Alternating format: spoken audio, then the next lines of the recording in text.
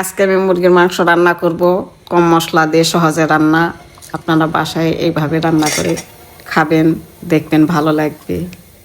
পেঁয়াজ দিলাম, পরিমাণ মতো তেল দিলাম। পেঁয়াজটা একটু নরম হলে তারপরে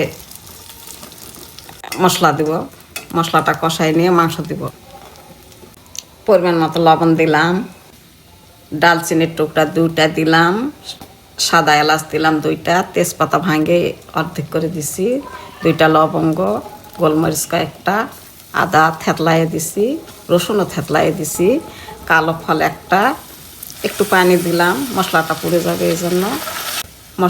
জিরার গুঁড়া দিলাম, হলুদ দিলাম 1 চামচ, মরিচের গুঁড়া দিলাম 1 চামচ দিয়ে কষাই নিব। কষতে কষতে মশলার সেন্ট যখন বের হবে তখন আমি মাংসটা দিব।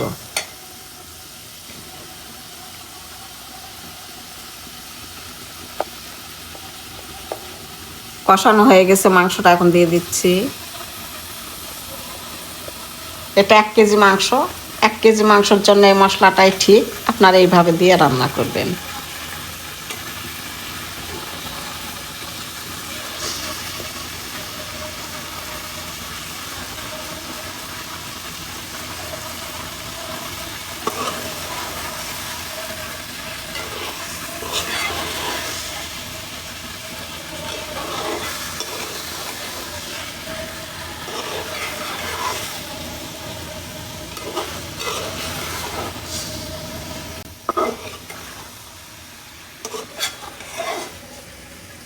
এই যে দেখেন জালালায় আমার কবিতর আসিছে।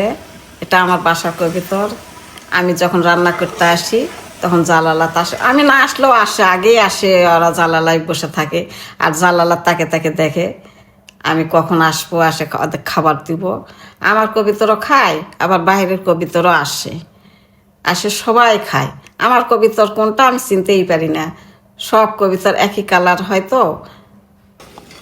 আর আমার কবিতর বেশিরভাগ ওরা আসলে ওদের তারাই দেয়, যখন থাকে তখন তারাই দেয়, কিন্তু অন্য সময় আমি বুঝতে পারি না যেটা আমার। যখন তারাই দেয় তখন বুঝতে পারি যে এটা আমার কবিতর, ওই জন্য ওদেরকে তারাই দিচ্ছে। এতক্ষণ মাংসটা কষলাম আমি, কষায় মাংসের পানিটা শুকাই গেছে। এখন পানি দেবো একটু সিদ্ধ করার জন্য।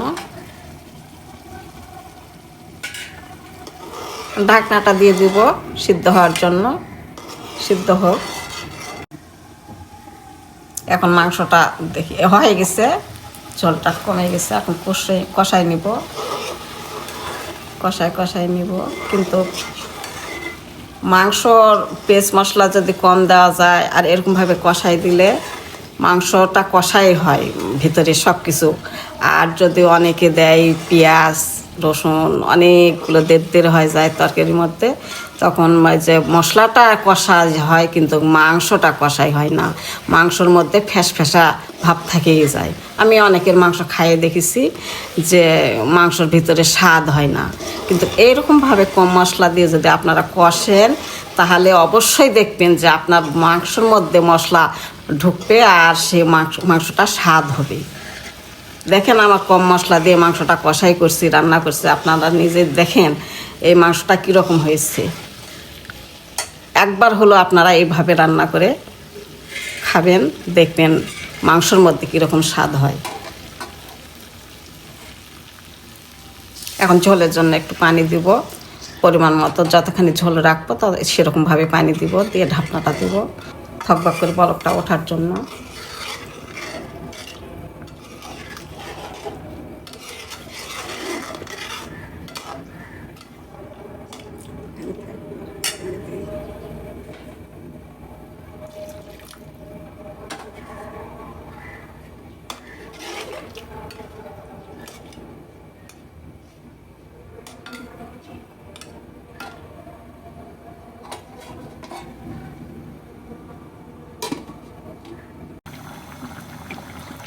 এরকমই ঝোলা আমি রাখবো।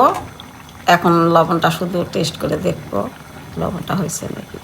ঠিক হয়ে গেলে আমি নামাই নেব।